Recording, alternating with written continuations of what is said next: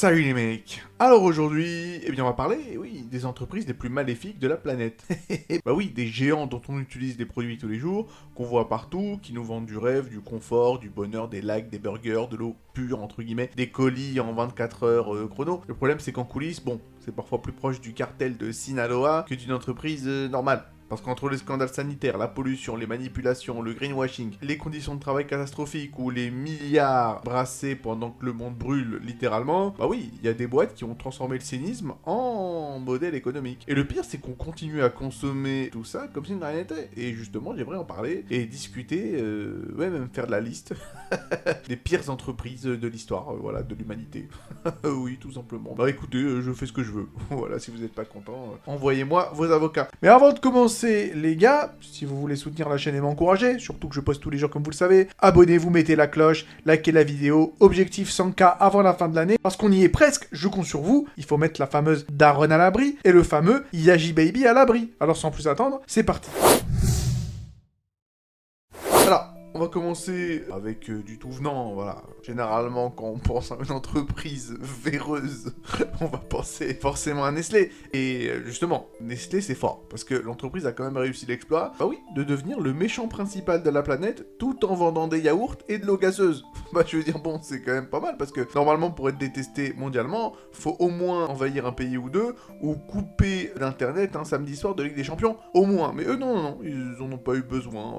En fait, ils ont juste vendu du Perrier avec une pub où une meuf fait du yoga, dans une forêt humide, voilà. Et ça suffit pour que tout le monde les déteste. Bon, après, c'est pas pour ça qu'on les déteste, c'est surtout que, oui, en coulisses, ça filtre l'eau comme un aquarium de poissons rouges abandonné depuis 2009. Parce que le scandale des eaux en bouteille en France, bah oui, c'est probablement le meilleur exemple. Parce qu'en 2024, Le Monde et Radio France révèle que Nestlé Waters utilisait depuis des années des traitements interdits sur des eaux naturelles, entre guillemets. Voilà, charbon actif, UV, tout le packaging. En gros, l'eau pure de montagne, bah, ça passait par plus de manipulation qu'un candidat de télé-réalité avant une interview chez Brut. Et le problème, c'est même pas juste le filtre, le souci, c'est pourquoi il filtrait. Voilà, entre les bactéries fécales, les pesticides, les contaminations diverses. Donc voilà, le storytelling de ouais, cette eau vient d'une source préservée au cœur des Vosges. Non mais voilà, le foutage de gueule, voilà, c'est une source préservée à Raccoon City.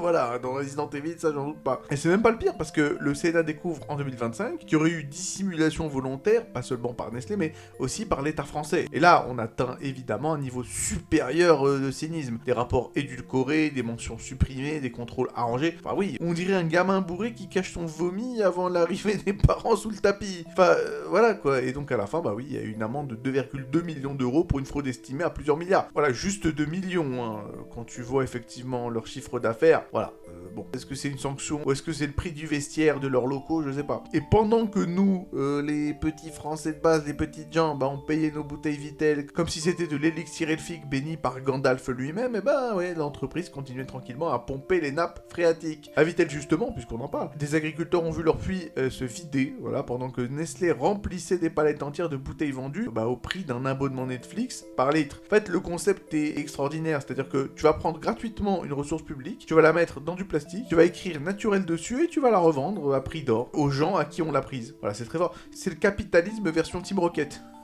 Mais même ça, c'était pas assez, parce que, encore une fois, si on doit parler de Nestlé, laisse tomber, on est encore là dans 3 semaines. Parce qu'il y a aussi le très fameux scandale du lait infantile, et là, vraiment, on entre dans une catégorie spéciale de saloperie, parce qu'il y a pas mal d'ONG qui ont révélé que Nestlé ajoutait du sucre dans des produits pour bébés vendus en Afrique, ou en Asie, ou en Amérique latine, évidemment dans les endroits où il y en a besoin, hein. Alors que les mêmes produits en Europe, n'en contiennent pas. Donc littéralement, pour les pays pauvres, on va rajouter du sucre dedans. Comme ça, les gamins vont devenir, oui, accros plus tôt à notre produit. C'est le dealer du quartier, en gros c'est ça, hein. C'est des méthodes de dealer, mais avec une mascotte souriante et des campagnes UNICEF friendly. Et donc voilà, il y a du double standard à assumer, c'est du poids de mesure, parce que en Europe, t'inquiète pas, nutrition équilibrée, développement sain du nourrisson, mais dans certains pays africains, voilà, allez tiens, frérot, 10 grammes de sucre dans le sang avant même de savoir marcher, t'inquiète pas, ça te fera du bien.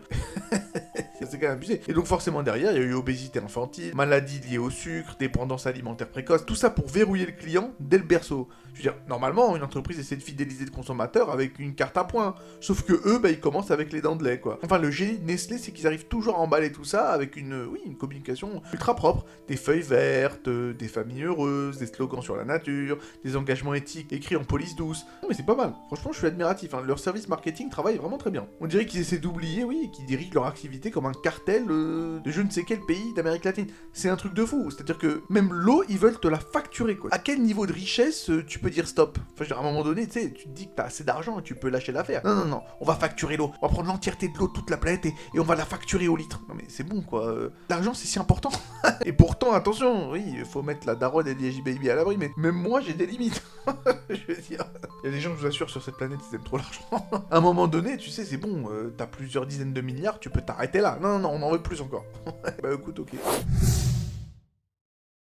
Et en parlant de boss final de la cupidité corporatiste, on va parler de Monsanto. Parce que justement, c'est le boss final lui aussi, mais là c'est le boss final de l'agrochimie. En fait, tu peux même plus entendre le nom de cette entreprise sans imaginer un champ de maïs sous brouillard toxique avec un type à côté en combinaison blanche qui ressemble à un perso secondaire de Breaking Bad. Le cœur du problème, bon, on va arrêter de palabrer et tourner autour du pot, évidemment c'est le glyphosate. Voilà, directement, le fameux Roundup. C'est le produit qui a transformé l'agriculture mondiale en Karcher chimique.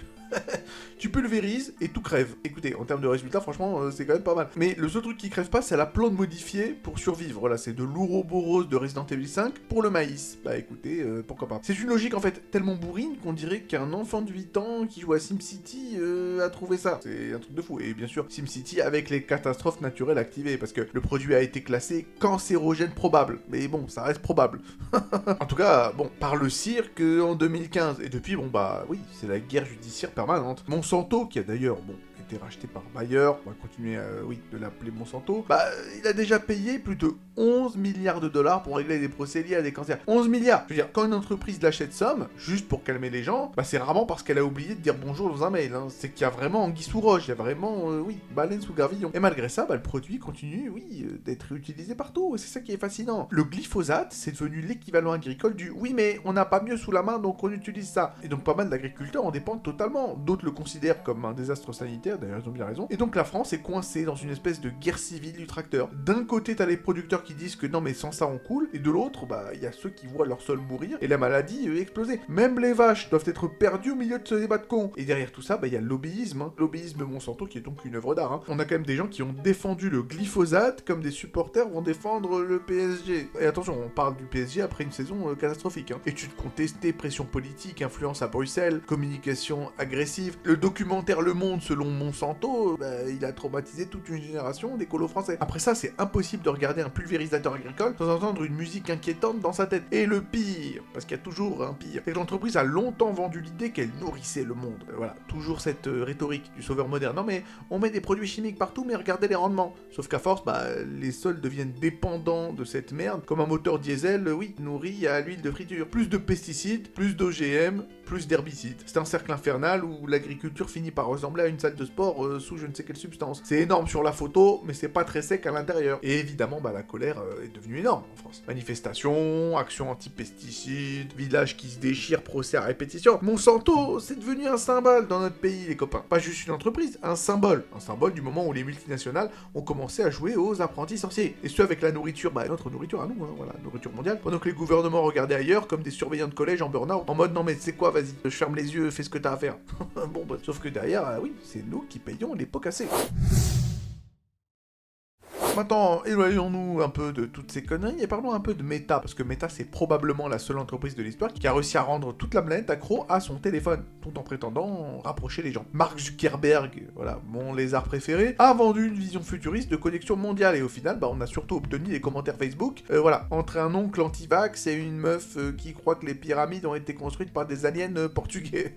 Si on prend le scandale Cambridge Analytica, le niveau du problème est plutôt élevé. On parle de dizaines de millions de données personnelles récupérées pour influencer les élections comme le Brexit ou la campagne de Trump. Et en gros, bah Facebook, à partir de là, bah c'est plus un réseau social. C'est une gigantesque machine à profiler les gens psychologiquement. Le truc analysait tes likes, comme une voyante va analyser les lignes de ta main. Oh non, mais il aime les voitures anciennes, les citations du Joker, donc vas-y, allez, envoyez-lui un peu de contenu anxiogène sur l'immigration, t'inquiète, il va kiffer. Et depuis, bah ça empire surtout chez les jeunes. Et aujourd'hui, le débat en France est devenu ultra sérieux parce que les effets psychologiques sont de plus en plus documentés. Dépression, anxiété, troubles alimentaires, obsession de l'image. recherche, particulièrement chez les adolescentes, chez les jeunes filles, quoi. Les algorithmes, bah oui, ça crée des tunnels infernaux. Au plus tu regardes un contenu toxique, et plus on t'en propose. Tu regardes une vidéo fitness innocente, et 2 heures après, bah t'es coincé dans un vortex de comment perdre 14 kilos avant mardi. Et le plus terrifiant, c'est que Meta connaît parfaitement ses effets. Les enquêtes ont montré que l'entreprise savait que ces plateformes pouvaient aggraver les problèmes mentaux des ados, mais évidemment, voilà, arrêter ça, ça reviendrait à réduire le temps d'écran. Donc réduire la pub, donc réduire l'argent.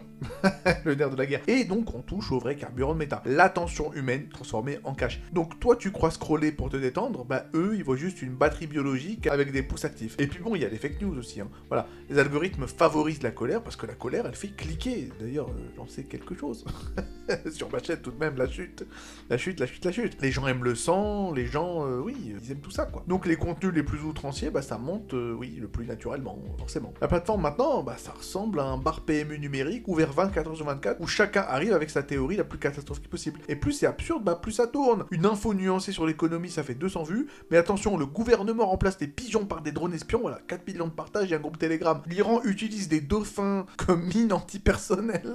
Là aussi, 6 millions de vues sur je ne sais quelle plateforme. Et le plus fou, c'est qu'on continue tous à utiliser leurs applis, que ce soit Instagram, WhatsApp, Facebook, alors que bon, Meta espionne nos habitudes, revend de la pub ciblée, pousse des contenus addictifs, influence les débats publics, et malgré ça, on ouvre quand même l'application dès qu'on s'ennuie, et oui, plus de 4 secondes. C'est comme savoir qu'un casino truc les machines, mais y retourner quand même parce que bon, bah il y a la clim et puis il y a le café gratos. Bon, maintenant parlons d'un sujet que je connais quand même pas mal, parce que bon, j'en parle assez souvent sur cette chaîne, évidemment, là il s'agira de Disney. Et Disney c'est fascinant parce que personne n'aura jamais autant contrôlé l'enfance mondiale des gens, avec des chansons et des peluches. Que ce soit Mickey, Pixar, Marvel, Star Wars, tout ça c'est Disney. L'entreprise possède tellement de licences, tellement de IP, qu'à ce rythme, même ton souvenir de CE2, où tu te prends des balayettes laser par Jean Gérard, voilà, le chauve de CM1... bah ça appartiendra aussi à Disney, avec une offre Disney Plus Premium Nostalgie, à 12 balles 99 par mois. Et en France, bah la relation avec Disney, ça a toujours été un peu bizarre. Quand Euro Disney ouvre dans les années 90, bah il y a certains intellectuels français qui parlent carrément de Tchernobyl culturel. Rien que ça. Le parc était vu comme une invasion américaine géante, avec ses employés qui doivent sourire en permanence, ses règles ultra strictes et son ambiance, ouais bah bonjour, bienvenue dans le bonheur obligatoire. Si tu souris pas, on t'explose la bouche. Voilà, même les croissants avaient l'air, oui, sous pression syndicale à Euro Disney. Enfin, le choc culturel était énorme à l'époque. J'étais vivant. J'étais vivant à cette époque-là, oui, puis en enfant des années 90. Parce que Disney voulait importer son modèle américain sans comprendre qu'en France, demander à quelqu'un de sourire 8 heures d'affilée, sans râler un minimum, bah c'est quasiment contraire à la Constitution. Que ce soit les grèves, les tensions, les clashs internes, enfin aujourd'hui encore, Disneyland Paris reste un symbole de cette espèce de rouleau compresseur culturel américain qui transforme tout en produits dérivés. Tu vas voir un château féerique et tu ressors avec 84 € de popcorn et un porte-clés Groot fabriqué à l'autre bout du monde. Parce que derrière la magie, les conditions de travail sont souvent catastrophiques. Dans les parcs, les salariés dénoncent régulièrement les bas salaires, les rythmes infernaux, les conditions absurdes. En 2025, des vidéos de grève ont tourné partout avec des montagnes de poubelles dans Disneyland Paris. Et honnêtement, voir le royaume enchanté ressembler à la fin d'un festival électro sous pluie acide, franchement, ça casse un peu le mythe. Même Mickey, il a l'air vraiment d'être en burn-out et d'avoir raté ses 3 derniers loyers. Et puis bon, il y a les fournisseurs aussi. Et là, l'ambiance est super. Également. Parce que là, on parle de rapports qui ont dénoncé des usines asiatiques liées à Disney, avec des journées de 11 heures, des salaires ridicules, des ouvriers exposés à des produits toxiques. Et donc, quelque part dans le monde, bah, il y a un type qui s'abîme les poumons, oui, pour fabriquer ta peluche Stitch. Donc voilà, j'espère que vous êtes satisfaits. Et finalement, la magie Disney, bah, c'est surtout, oui, un tour de prestidigitation assez énorme. On te montre les feux d'artifice pendant que, bon, bah, les coulisses se prennent feu. Mais bon, tu vois pas, donc à la limite, pourquoi pas. Et de toutes les manières, voilà, l'entreprise est devenue un monstre médiatique. Comme je l'ai dit, entre Marvel, Pixar, Lucasfilm, la Fox, Disney rachète tout à ce stade. Ils collectionnent des franchises comme Thanos collectionnait les pierres de l'infini. Chaque année, le cinéma ressemble un peu plus à un buffet Disney géant où t'as le choix entre super-héros et super-héros. Et le problème, c'est qu'à force de tout absorber, bah Disney finit par étouffer tout le reste. Les petits studios galèrent pendant que la firme monopolise les écrans, le streaming et les licences. Et même les émotions humaines commencent à ressembler à des propriétés intellectuelles déposées. Un jour, tu vas pleurer après une rupture et Disney va te réclamer des droits parce que ça ressemble trop à vice-versa. Écoutez, franchement, Nintendo en serait capable d'ailleurs. Bon, écoutez, si on doit parler d'entreprises qui posent problème, évidemment Amazon, je crois qu'on ne peut pas faire l'impasse là-dessus. Parce que c'est vraiment, bah oui, la multinationale parfaite de notre époque. Et quand je dis parfaite, c'est parfaite dans le sens où elle représente tout ce qui ne va pas avec les multinationales modernes. Parce que même si tout le monde déteste Amazon, bah tout le monde commande quand même dessus. Je veux dire, c'est devenu une extension naturelle du cerveau humain. T'as besoin d'un câble HDMI à 23h42, bah allez hop, 2 clics. Le lendemain, bah il y a un livreur qui surgit des buissons comme un PNJ généré par l'algorithme de Jeff Bezos. Mais derrière la livraison rapide, bah les entrepôts Amazon, ça ressemble bien souvent à des simulations sociales conçues par des robots psychopathes. Les objectifs de rendement sont délirants, la surveillance est constante, les scanners partout, les temps sont chronométrés. Je veux dire, certains salariés racontent qu'ils n'ont même plus le temps d'aller aux toilettes normalement. Amazon a réussi à transformer la préparation de colis en épreuve de koh-lanta sous néo-industriel. Je veux dire, les témoignages de burn-out et des accidents de travail, bah bon, ça revient constamment. En France, les grèves se multiplient depuis des années, les employés dénoncent des cadences infernales où chaque seconde est optimisée. Même les robots du futur en mode, voilà, Skynet Terminator, ils regardent ça en mode, non mais c'est quand même beaucoup. Et le pire, c'est que tout ça existe uniquement parce que les consommateurs, c'est-à-dire vous et moi, bah on veut recevoir une coque iPhone avant demain midi, sinon c'est la guerre civile. Et pendant que les salariés Amazon courent dans des hangars grands comme des villes entières, bah l'entreprise évite des montagnes d'impôts grâce à des montages fiscaux monstrueux. Le Luxembourg est devenu leur royaume magique personnel. Ils font quand même des milliards de chiffres d'affaires en France, mais leur imposition est minimisée au maximum. Le patron du petit magasin du coin, bah il paie parfois plus proportionnellement qu'une entreprise capable d'envoyer une machine à café en 14 heures dans un village perdu du Cantal. Et le plus ironique, c'est qu'Amazon détruit progressivement les commerces locaux tout en devenant indispensable. Les librairies ferment, les petits magasins galèrent, les centres-villes meurent, mais le lendemain, tout le monde retourne commander une multiprise parce que bah, c'est moins cher. En fait, Amazon, oui, il fonctionne comme l'étoile noire de Star Wars du commerce. Ça aspire tout autour jusqu'à qu'il reste uniquement des lockers jaunes et des camionnettes blanches. Voilà. Et niveau écologie, évidemment, c'est ce qu'on appelle un carnage. Carton, plastique, avion, data center gigantesque, livraison express absurde. Chaque colis a l'empreinte carbone d'un mini pèlerinage motorisé. Mais évidemment, l'entreprise aime beaucoup communiquer sur ses engagements verts, voilà. Prenez-nous pour des cons. De toutes les manières, la majorité des multinationales aiment beaucoup faire ça. C'est pour ça que je vous dis que Amazon, c'est le meilleur exemple. Ça détruit la planète toute la semaine, puis ça plante 3 arbustes un dimanche, voilà, histoire de faire genre, ouais, mais regarde, nanani. On continue, on va enchaîner, voilà, avec, bon, l'entreprise de Monsieur Pouyanné. Patrick Pouyanné. En tout cas, Pouyanné ou pas Pouyanné, Total Energy, c'est probablement la plus française des entreprises qu'on aime beaucoup détester. Les stations sont partout, les pubs te parlent de transition énergétique, avec des feuilles vertes et des éoliennes filmées au ralenti, sauf qu'en arrière-plan, bon, ça continue de forer la planète comme si ça cherchait du pétrole pour alimenter toujours la même étoile noire. Oui, j'ai revu Un Nouvel Espoir hier. C'est pour ça que je démultiplie les comparaisons à Star Wars. Bref, le plus humiliant pour Total Energy, c'est la condamnation pour greenwashing en 2025. Et là, même la justice française a fini par dire non mais attends, arrêtez de nous prendre pour des jambonneaux. S'il vous plaît. Voilà, ça ira comme ça. Parce que le tribunal de Paris a quand même considéré que leur campagne sur la neutralité carbone et la transition énergétique, bah, c'était plus que trompeur. Donc en gros, voilà. La boîte passe son temps à expliquer qu'elle prépare, oui, le futur écologique, tout en ouvrant de nouveaux projets pétroliers totalement gigantesques. C'est comme un dealer qui lance une campagne anti-addiction entre 2 livraisons de coke. Enfin, je veux dire, bon, c'est bon à un moment donné, quoi. Vas-y, faites ce que vous avez à faire, mais ne nous prenez pas pour des trous de balles non plus. Enfin, je veux dire, voilà, un peu de respect. C'est tout ce qu'on demande. Et malgré toutes les promesses, oui, Total continue d'investir massivement dans le pétrole et dans le gaz. Si on prend l'oléoduc EACOP en Afrique, là, bah c'est devenu un symbole absolu des contradictions du groupe Total. Il y a pas mal d'ONG qui dénoncent les impacts humains et écologiques monstrueux de tout ça, pendant que l'entreprise, pendant ce temps, voilà, bah ça parle d'accompagnement énergétique. Enfin, c'est du foutage de gueule en bande organisée. En fait, la communication de Total, c'est un peu comme si une flamme te disait que non, mais attends, l'immeuble brûle, mais c'est pas de ma faute, c'est la fumée le responsable. Oui, voilà. Encore une fois, on prend pour des cons de façon assez industrielle. Et le timing, bah, il est encore plus violent quand tu regardes les profits, parce que pendant que les Français se font encore broyer, encore aujourd'hui, hein, à la minute où je vous parle, j'ai fait un plein hier, croyez-moi que voilà, la YouTube monnaie, c'est pas l'IAJ Baby qui va en voir la couleur. Le prix de l'essence, mon frère, c'est un truc de fou. Bref, on se fait carboniser par les prix de l'essence et les prix du chauffage. Bah voilà. Et pendant ce temps, bah oui, l'ami Pouyanné, bah ça affiche des bénéfices records. Total se fait des milliards et des milliards. Et forcément, ça fout un peu le seum parce que y a quelque chose d'insupportable dans le fait de voir une entreprise exploser ses profits pendant que, bah oui, vous et moi, on calcule si on peut encore allumer le chauffage sans forcément vendre le rein de la daronne sur le bon coin. Enfin, écoutez, c'est chaud parce que le génie des majors pétrolières, c'est qu'elles arrivent toujours à se présenter comme indispensable indispensable. Ouais mais non mais sans nous, y a pas de mobilité. Alors oui c'est vrai, mais c'est ça le piège. Toute notre société dépend du pétrole. Donc même quand les gens critiquent Total, bah oui, bah ça passe souvent quand même à la pompe le lendemain. C'est un peu une relation toxique à l'échelle nationale. La France entière est dans une sorte de couple vraiment toxico-catastrophique avec une station-service. C'est vrai que bon, on est quand même tombé bien bas. Bon allez, je sais pas si vous avez soif les amis, mais on va parler de Coca-Cola. Alors, Coca-Cola, c'est probablement la marque la plus reconnaissable de la planète. Oui, oui. Même dans un village perdu au milieu de nulle part, t'as quand même pas mal de chances de voir un frigo Coca avant un médecin. En fait, l'entreprise a réussi à vendre du soda comme si c'était une émotion humaine fondamentale. Je sais pas comment dire, mais dans le sens où tu peux pas vivre sans quoi. Tu bois une boisson, tu partages un moment, alors qu'en vrai, bon bah, tu partages un moment avec ton pancréas, qui est en train de faire un appel d'urgence. Et niveau pollution, bon bah Coca, voilà, c'est devenu le boss mondial, hein. Le boss mondial du plastique. 5 années de suite désigné pire pollueur plastique de la planète. Et c'est gigantesque, hein. Des milliards de bouteilles produites chaque année, avec une énorme partie qui finit dans les océans ou dans la nature. Je veux dire, à ce stade, les tortues marines doivent mieux reconnaître le logo de Coca que vous et moi. Le plus fort, c'est leur capacité au greenwashing olympique. Littéralement, je veux dire, pendant les JO de Paris en 2024, bah, Coca promet des dispositifs éco-responsables, des gobelets réutilisables, une gestion propre des déchets, puis on découvre qu'il y avait quand même des millions de bouteilles de plastique utilisées discrètement. C'est magnifique de culot. Voilà, c'est un toupet assez extraordinaire. C'est une performance artistique, c'est-à-dire que le type qui a validé la campagne devait vraiment sourire comme un méchant Pixar devant un volcan. Vraiment, c'est maléfique. Oui, non, mais c'est maléfique.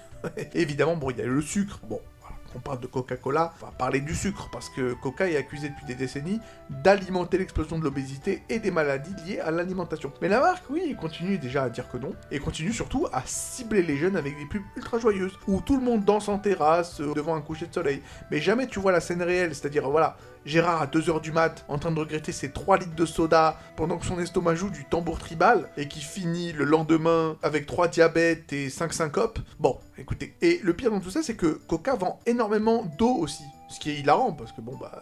on connaît les accusations de surexploitation des ressources hydriques, oui. Parce que dans plusieurs régions du monde, l'entreprise a été accusée de pomper massivement l'eau dans des zones qui étaient déjà en stress hydrique relativement majeur. Donc quelque part, les habitants voient leurs ressources diminuer, pendant qu'une usine transforme l'eau locale en soda mondial, vendu avec un Père Noël sympathique. Voilà, même les super vilains de James Bond, bah, ils doivent prendre des notes. Et malgré tout ça, bah, la marque reste très appréciée. Je veux dire, bon, on va pas parler de l'impact que ça a encore aujourd'hui au Mexique. Il me semble que le Coca-Cola là-bas c'est quasiment une religion. Et le truc c'est que tout le monde sait, voilà, que ce soit le sucre, le plastique, les dégâts environnementaux, tout le monde sait mais personne ne dit rien. Parce que le marketing est tellement puissant que, voilà, l'entreprise continue d'être associée à la fête, au partage et au bonheur, alors que ça devrait, oui, être associé à Cthulhu. Ça devrait vraiment être associé à des créatures eldritch, voilà à quoi ça devrait être associé. Et en parlant de créatures Eldritch, on va finir avec Miyamoto. Alors les gars, on va s'attaquer à un monument. Le monument de ton enfance, le roi de la nostalgie, la boîte par excellence, qui a probablement, oui, créé tes premiers souvenirs de gamer, si tant est que tu en es. Évidemment, là il s'agira de Nintendo. On les imagine souvent un peu comme une bande de petits artisans japonais, un peu poétique, qui fabrique des jouets colorés dans un atelier à Kyoto, en écoutant la musique de Koji Kondo, voilà, dans les coulisses. Sauf que justement, en coulisses, bah, Nintendo est géré par des mecs qui, comment dire, ont le même sens de la diplomatie qu'une division de blindés allemands. Dès qu'on touche à leur propriété intellectuelle, les gentils plombiers se transforment en parrains du cartel du copyright. Et leur grand délire, c'est la guerre atomique qu'ils mènent contre leurs propres fans. Je veux dire, si t'es un joueur passionné de Nintendo, hein, et que tu passes, je sais pas moi, 3 ans de ta vie à coder un remake gratuit d'un vieux jeu Game Boy abandonné depuis 98 pour leur rendre hommage, bah écoutez, bon, ça va être complexe pour toi. Ça va mal se mettre. Ça va mal se mettre parce que tu vas vite recevoir une lettre d'avocat dans ta boîte aux lettres, tu vas te faire menacer de procès à plusieurs millions de dollars, et ton projet, de toutes les manières, va être supprimé. Et même si, admettons, tu organises un tournoi caritatif sur un vieux jeu comme, je sais pas, au hasard, Super Smash Bros. Melee, pour récolter des fonds pour des hôpitaux, pour je ne sais quoi. Bon, alors déjà, interdiction de diffuser le tournoi. Bim, on te dit pas bonjour. Interdiction de diffuser le tournoi, interdiction de manette, interdiction de console, et on te reprend le jeu, allez, c'est bon. T'es allé trop loin. En fait, Nintendo traite ses fans les plus hardcore un peu comme si gérait un réseau de contrefaçon de billets de banque. On dirait un parent toxique qui te prête un jouet mais qui te menace de prison, si tu le regardes de peut-être un peu trop près. Et ne me lancez même pas sur l'émulation. Je veux dire, en 2024, ils ont carrément atomisé Yuzu, le principal émulateur de la Switch, en leur réclamant 2,4 millions de dollars de dommages et intérêts. Alors oui, le piratage c'est illégal, on connaît la chanson, mais le vrai problème c'est que Nintendo utilise sa puissance financière pour faire disparaître l'histoire du jeu vidéo. Il y a des centaines de jeux rétro qui ne sont plus commercialisés nulle part. Mais si tu essaies de les sauvegarder, je sais pas, sur internet pour éviter que ça tombe dans l'oubli, bah Nintendo t'envoie ses avocats ninja pour te ruiner sur 3 générations. C'est le syndrome du chien dans la mangeoire. Ils font rien de leur vieux jeu, mais ils refusent que toi t'y touches. C'est quand même un truc de fou. Admettons que, vraiment, exemple parmi tant d'autres, hein, voilà, je suis pas concerné, que tu veuilles jouer à Sky of Arcadia Legends, voilà, sur GameCube, bah va te faire foutre. Vraiment. C'est-à-dire que, au-delà du fait qu'on va pas te laisser le faire, mais en plus, va te faire foutre, quoi. Ça veut dire que il faut qu'on te nuise. Juste pour cette volonté de jouer à un jeu à l'ancienne, à un jeu de tard l'époque, non seulement tu n'y joueras pas, d'accord, mais en plus on va te nuire physiquement. Il faut que tu souffres. Rien que pour avoir explicité cette volonté, quoi. C'est un truc de fou, hein. Mais le coup de génie absolu de Nintendo, c'est leur modèle économique basé sur le recyclage de luxe. Le boss de fin du recyclage, c'est pas Nintendo, c'est moi. Parce que ces mecs ont quand même réussi à transformer la nostalgie en produits spéculatifs. Ils te revendent des jeux sortis sur Wii U il y a 10 ans au prix fort de 60€, même 70 balles sur Switch, sans la moindre amélioration et tout le monde applaudit. Enfin, je veux dire, moi, il y a des trucs qui me rendent fou, quoi, parce que Nintendo, ils sont très forts. En fait, c'est même pas qu'ils sont très forts, c'est que Nintendo, c'est une galaxie autre. Ça veut dire qu'il y a vraiment des jeux qui sont sortis il y a quasiment 15 piges, et c'est encore vendu au prix fort. En plus, honnêtement, les jeux, ils sont pas dingues, mais les jeux Zelda, Musou, les Hyrule Warriors et tout ça, mais vraiment, c'est encore au prix fort. Il n'y a pas de promotion, quoi. C'est toujours 60 balles. C'est autre chose, parce que, bah, écoutez, moi, je joue la majorité du temps sur ma PlayStation 5. Honnêtement, il y a quand même pas mal de promotions. Franchement, tu peux jouer, franchement, pour pas trop cher. Alors, après, bien sûr, tu vas pas forcément jouer aux jeux qui viennent de sortir, mais tu peux vraiment te faire plaisir pour pas trop cher. Honnêtement, vraiment. Mais pour Nintendo, bah honnêtement, moi j'ai une Switch, mais j'y joue très peu, quoi. C'est cher, enfin vraiment. Ça veut dire que les jeux qui sont pas trop chers, bah c'est des jeux multiplateformes. C'est-à-dire que autant y jouer sur PS5. Vraiment, c'est un truc de dingue. Que tu veux jouer à des jeux Nintendo 64 qui ont vieilli comme lait au soleil même, bah y a pas de problème. Mais il faut payer ton abonnement annuel au pack additionnel du Switch Nintendo Online. Vraiment, c'est du capitalisme de brocante. On te fait payer le prix d'un resto étoilé pour te donner le droit de fouiller dans les poubelles. Bah écoutez, voilà, il y a le fameux Joy-Con Drift. C'est-à-dire que pendant des années, des millions de joueurs ont eu des manettes de Switch qui, oui, avaient l'obsolescence programmée, alors là, bien programmée, c'est-à-dire que les manettes deviennent folles et font bouger les personnages tout seuls vers la gauche. Et la boîte était parfaitement au courant du défaut de fabrication, mais ils ont mis un temps infini à réagir, préférant continuer à vendre des manettes défectueuses à 80 balles la paire. En Europe, il a fallu que des associations de consommateurs leur mettent une pression monumentale pour qu'ils acceptent enfin de les réparer gratuitement. Et le génie de Nintendo, c'est ce bouclier d'immunité total que leur offre leur univers mignon. Tu peux forcer les gens à racheter 3 fois le même jeu, harceler des modeurs indépendants en justice et vendre du plastique défectueux, tant que tu sors un nouveau Mario ou un nouveau Zelda avec une direction artistique un peu poétique, c'est bon. Le monde entier oublie tout et pardonne. C'est le syndrome de Stockholm version pop culture. Ils te braquent ton portefeuille avec un grand sourire et toi tu leur dis merci en achetant la peluche Yoshi qui va avec juste à côté. Vraiment, c'est à vomir. Bref, on va s'arrêter là. La vidéo a été beaucoup plus longue que ce que je voulais. Pour être tout à fait honnête avec vous, je voulais que ce soit assez rapide. Bon, malheureusement, je me suis laissé emporter. Voilà, dites-moi dans les commentaires ce que vous en pensez. Abonnez-vous pour encourager la chaîne. Prenez soin de vous et à la prochaine.